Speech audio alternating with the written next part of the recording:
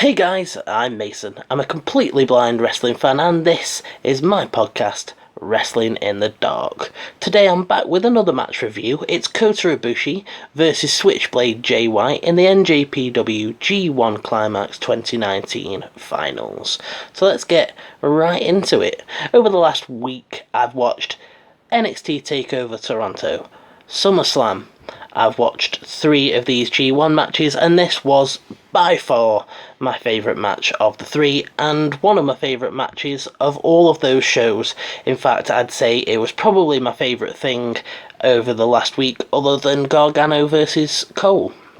It was just a supremely well told match in terms of story. The character was great, the feel good nature of it. It was all just perfectly done, and I was really, really impressed by it. So the groundwork was already laid with this Okada versus Ibushi match that I watched a couple of days ago, and now I think about it, it must be so awesome following the whole tournament, because I was invested in Ibushi in this match, and that was just after watching Okada versus Ibushi and getting the story that they told me during that.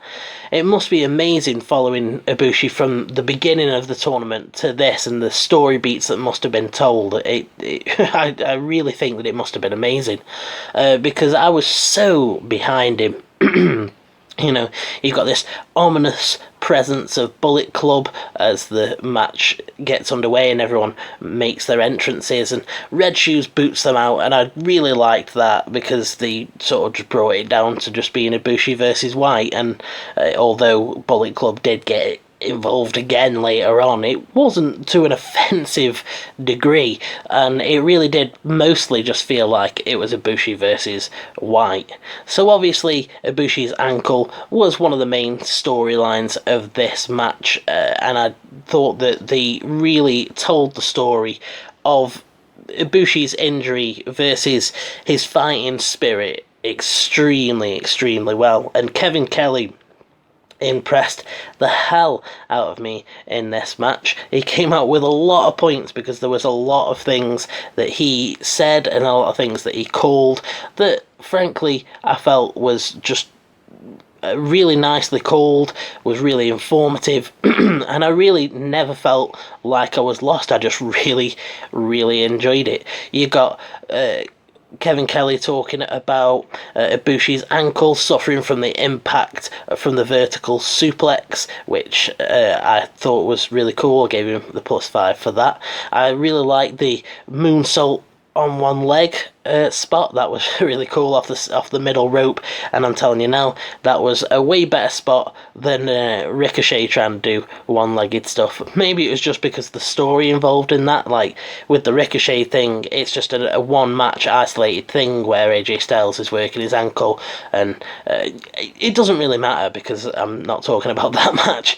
The point is that I thought that this was a really cool spot, and the fact that he was managing to pull off moves like that with his ankle being injured was really great. I gave Kevin Kelly another point for pointing out that Jay White went for the chop block but ended up getting double stomped on the back of the spine, and I was like, oh man, that is such a cool spot. After Ibushi ate a German suplex, they started talking about the previous neck injuries that he's had in the past and talking about how they'll be affecting his performance as well as the ankle injury, and just they're adding more and more things that you're like, oh, he can't get it done, there's the odds are way too much, and I was just getting so behind Ibushi. I can't remember the exact spot or the exact move. I feel like it may have been a lariat, but there was one point where Jay White just leveled Ibushi, and then he did the oh, I'm dead. Oops, no, I'm not. I'm just gonna no-sell you, and just fired right back up out of it. And I thought that was great. I noticed that in both of the matches that I watched with Ibushi, and that those firing up, no-selling spots, it just really makes you like, oh yeah, come on. And the commentary, sorry, no, not the commentary, the crowd for this was really great. I was listening on my headphones, and it honestly sounded like offense. It was just like and I was like getting so into it. Another point that Kevin Kelly got was for pointing out that the strain that it was putting on the ankle for doing the deadlift German suplex from the middle rope. I thought that was really cool as well. When Rocky Romero managed to pick himself up a point as well when they eventually did the spot where Red Shoes got its neck hit on the ropes and Gato came out. Rocky Romero pointed out that the camera didn't catch it, but Jay White went for the chop block on Ibushi. He was then hitting Ibushi with the chair shots and the dragon screw leg whip, and there was just, I was like, no, this is not good, man. I really want Ibushi to win, and Jay White's just gonna sneak in there and attack his ankle and run away with it. And I honestly think that coming out of this, I probably didn't appreciate Jay White quite as much as some other people did, just because I get the story filtered to me purely through the commentary, and quite a lot of the commentary was talking about the strength of Ibushi and putting over the fact that, you know, if he wins, he's going to be the first person to ever win the NJPW Cup, the Super J Cup, and the G1. And it's just all this information is getting fed to me, and, you know, I'm coming back and I'm talking to you about it, and I'm like, Jesus, they told me a lot of information, but it wasn't, like, spoon-fed to me, and it wasn't forced down my throat. It wasn't obnoxious, and again, I noticed that thing of, I've just completely put myself off there by clearing my throat. I noticed the commentary thing of the personalities not getting in the way, and other than Rocky Romero running off to go sort out Gato, there was really nothing personality-wise until after the match that I really thought stood out. And again, after the match, as Ibushi was, I'm getting ahead of myself, but after the match when Ibushi was cutting his victory promo, and the commentator was translating for him, I really felt that the translator was, you could tell that he was invested and that he was sort of emotional, and there was a little laugh in his voice when he was communicating the more more heartfelt or funny bits of Ibushi's promo. I just thought this was great. Kevin Kelly picked up another point with saying that he couldn't believe the the backflip kick that Ibushi did.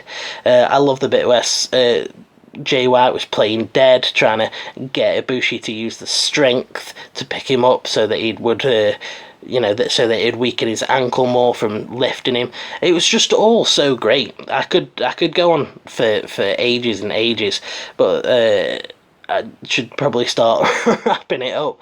But at the end, Jay White went for the Blade Runner, which he'd already hit at some point but couldn't cover, and Ibushi countered with those leaping knees and hit a couple of his finishers and picked up the win. And I just, honestly, I there's probably more that I can say about this match, and there's probably other spots, but I really feel like the story of the match was Ibushi finally getting to do this thing that he's wanted to do for a while, and really he came across as a huge hero in this story to me. So when he eventually picked up that win, I was actually really, really happy for him, and I just thought this match was really, really great. The commentary was great, the actual story of the match and the spots were great.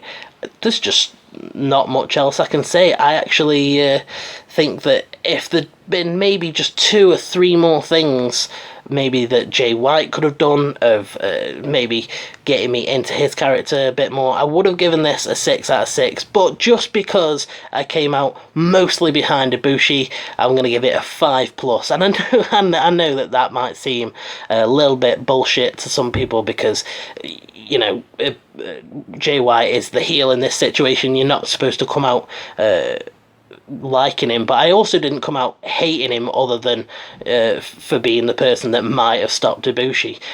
There was nothing that clearly happened other than the Bullet Club stuff that I was like, oh, you little dickhead. So, yeah, I feel like there could have been a little bit more focus on Jay White as well. 5+ out of 6, not a 6. But I really, really loved it. It was great.